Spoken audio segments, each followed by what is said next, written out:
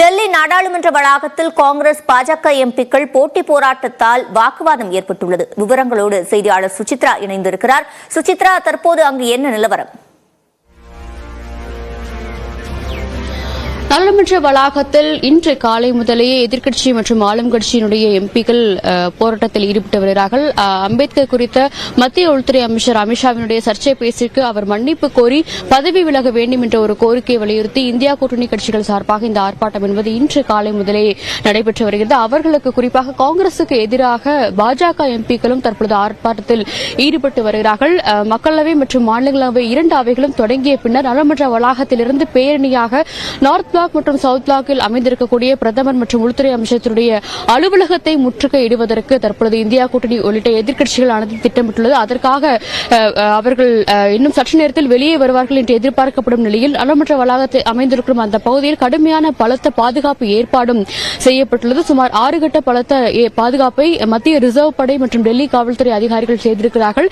ஒருவேளை எம்பிக்கள் நாடாளுமன்ற வளாகத்திலிருந்து வெளியே வரும் பட்சத்தில் அவர்களை கைது செய்து அழைத்து செல்வதற்காக 3 வாகனங்களையும் தற்பொழுது டெல்லி காவல்துறை மற்றும் மத்திய ரிசர்வ் படையினர் இங்கு நிற்க வைக்கப்பட்டுள்ளதை நம்மால் பார்க்க முடிகிறது. பேரிகேடுகள் அமைத்தும் கயிறுகள் கட்டியும் அவர்களை தடுப்பதற்கான ஒரு முயற்சியிலும் தற்பொழுது தயார் நிலையில் தற்போது டெல்லி காவல்துறை மற்றும் மத்திய ரிசர்வ் படையினர் இங்கு இருப்பதையும் நம்மால் காட்சிகள் பார்க்க முடிகிறது. 2 எம்பிக்களுமே போட்டி போட்டுக்கொண்டு நாடாளுமன்ற வளாகத்தில் ஆர்ப்பாட்டத்தில் ஈடுபட்டதன் காரணமாக எதிரெதிரே நின்று அவர்கள் சற்று ஆர்ப்பாட்டத்தில் கடுமையாக ஈடுபட்டதால் அங்கு சற்று நேரத்திற்கு ஒரு மோதல் ஏற்படும் சூழல் என்பது அங்கு நிலவியதும் மிக முக்கியமாக பார்க்கப்படுகிறது. அதனால் சற்று பரபரப்பு என்பது நாடாளுமன்ற வளாகத்தில் நீடித்த நிலையில் தற்பொழுது அனைத்து தரப்பு எம்பிக்களுமே நாடாளுமன்ற வளாகத்திற்குள் சென்று மக்களவை மற்றும் மாநிலங்களவையிலும் இந்த அம்பேத்கர் தொடர்பான விவகாரத்தை எழுப்ப உள்ளது குறிப்பிடத்தக்கது. சுமார் 17 நோட்டீஸ்கள் மக்களவையிலும் 9 நோட்டீஸ்கள் மாநிலங்களவையிலும் வழங்கப்பட்டிருக்கும் நிலையில் அவை மீதான விவாதத்தை இன்று உடனடியாக 2 அவைகளிலும் எடுக்க வேண்டும். 2 அவைகளிலுமே மத்திய உள்துறை அமைச்சர் மன்னிப்பு கோர வேண்டும், அவருடைய பதவியை ராஜினாமா செய்ய வேண்டும் என்ற ஒரு கோஷத்தை மக்களவையிலும் மாநிலங்களவையிலும் எதிர்க்கட்சி எம்பிக்கள் எழுப்ப உள்ளது மிக முக்கியமாக பார்க்கப்படுகிறது. அனைத்து எம்பிக்களுமே நீல நிற உடை அணிந்து தங்களுடைய எதிர்ப்பை மத்திய உள்துறை அமைச்சருக்கு எதிரான ஒரு எதிர்ப்பை அவர்கள் இன்று காட்டி வருவது மிக முக்கியமாக பார்க்கப்படுகிறது. சித்ரா, மக்களவை தொடங்கிய ஒரே நிமிடத்தில் ஒத்திவைக்கப்பட்டிருக்கிறது, அது குறித்து நிச்சயமாக மக்களவையை பொறுத்தளவில் வழங்கப்பட்டிருந்த 17 விவாத நோட்டீஸ்கள் மீதான எந்த ஒரு விவாதமும் இன்று எடுக்கப்படாது என்ற ஒரு அறிவிப்பை சபாநாயகர் தெரிவித்ததும் கடுமையான ஒரு அமளி என்பது அவை தொடங்கிய உடனேயே அங்கு தொடங்கியது குறிப்பிடத்தக்கது. அதனால் தற்பொழுது அவையினுடைய அலுவல் என்பது தற்பொழுது ஒத்திவைக்கப்பட்டுள்ளது. குறிப்பாக எம்பிக்களுடைய கோரிக்கை மத்திய உள்துறை அமைச்சர் மன்னிப்பு கேட்காமல் அவையினுடைய அலுவல்கள் நடக்கக்கூடாது என்ற ஒரு கருத்தை தான் அவர்கள் முன்வைத்திருந்தார்கள். இதனால் இன்னும் சற்று நேரத்தில் மக்களவையிலிருந்து அவர்கள் ஆர்ப்பாட்டத்துடன் நாடாளுமன்றத்திற்கு வெளியே வருவதற்கான வாய்ப்புகள் இருப்பதாகவே கூறப்படுகிறது. இன்று முழுவதுமே மத்திய உள்துறை அமைச்சர் மற்றும் பிரதமர் மோடி ஆகியோருக்கு எதிராக தங்களுடைய போராட்டத்தை அவர்கள் தொடர்வதற்கான ஒரு முயற்சியை தான் இன்று தற்பொழுது எதிர்க்கட்சிகள் நடத்தி வருகிறார்கள். குறிப்பாக இந்த அம்பேத்கர் விவகாரத்தில் அவர்கள் மன்னிப்பு கேட்காமல் அடுத்த எந்த ஒரு அலுவலும் நாடாளுமன்றத்தில் நடைபெறாது என்ற ஒரு கருத்தையும் காங்கிரசுடைய பல்வேறு தலைவர்களும் முன்வைத்திருந்த நிலையில் அது தொடர்பான ஒரு விவாதத்தை தான் அவர்கள் இன்று அவையினுடைய அலுவல் தொடங்கியவுடன் கோரிக்கை வைத்தார்கள். அதற்கு நிராகரிக்கப்பட்ட நிலையில் மறுப்பு தெரிவிக்கப்பட்ட நிலையில் தற்பொழுது கடுமையான ஒரு ஆர்ப்பாட்டம் என்பது மீண்டும் நாடாளுமன்ற வளாகத்தில் தொடங்கியிருக்கிறது. அவைக்குள் அவர்கள் போராட்டத்தில் ஈடுபட முயற்சித்து அதன் பின்னர் தற்பொழுது வெளியே வந்து அவர்கள் போராடுவதற்கான ஒரு கடத்தை அவர்கள் எட்டியிருக்கிறார்கள். மிக முக்கியமாக இந்த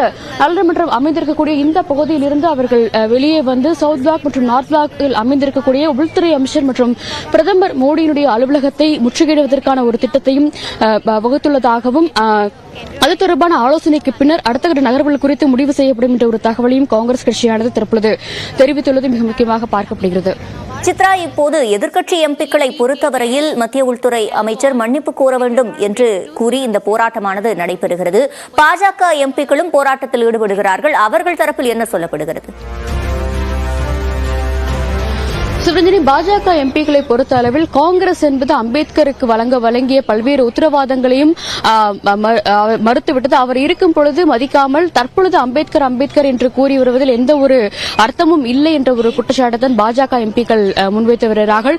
பாஜகவுடைய மூத்த தலைவர்களான பியூஷ் கோயல், அனில் பலூனி உள்ளிட்ட பல்வேறு மூத்த தலைவர்களுமே பாஜக ஒரு காங்கிரஸ் என்பது போலி வேடம் போடுகிறது என்ற ஒரு குற்றச்சாட்டையும் இன்று காலை முன்வைத்தது மிக முக்கியமாக பார்க்கப்படுகிறது. பாஜகவை பொறுத்த பொறுத்தளவில் அம்பேத்கரை ஒரு முழுமையாக செயல்பட விடாமல் தடுத்தது காங்கிரஸ் தான். அவருக்கான ஒரு உரிய மரியாதையை செலுத்த மறுத்துவிட்டது. அதற்கு காங்கிரசார் மன்னிப்பு தெரிவிக்க வேண்டும் என்ற ஒரு கருத்தையும் அவர்கள் முன்வைத்துதான் இன்று காலை முதல் நாடாளுமன்ற வளாகத்திலும் அவர்கள் ஆர்ப்பாட்டத்தில் ஈடுபட்டதை மிக முக்கியமாக பார்க்கப்படுகிறது. அது மட்டுமல்லாமல் மத்திய உள்துறை அமைச்சர் தொடர்பான அவருக்கு எதிரான எதிர்க்கட்சித் தலைவர் மல்லிகார்ஜுன் கார்கேயினுடைய கருத்துக்கு அவரும் और मुझे धमका रहे थे तो वो हुआ है बस।